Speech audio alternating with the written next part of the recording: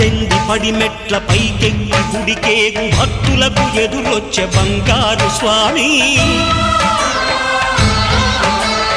ఇరుముడులు స్పృశించి శుభమనుచు దీవించి జన బృందముల చేరే జగమేలు స్వామి తన భక్తులనరిల్చు తప్పులకు తడబడి ఒక పక్క ఒరిగెన ఓంకారమూర్తి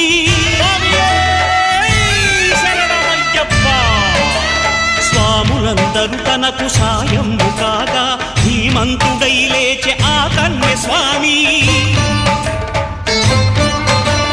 పట్టబంధము వీడి భక్తతతికై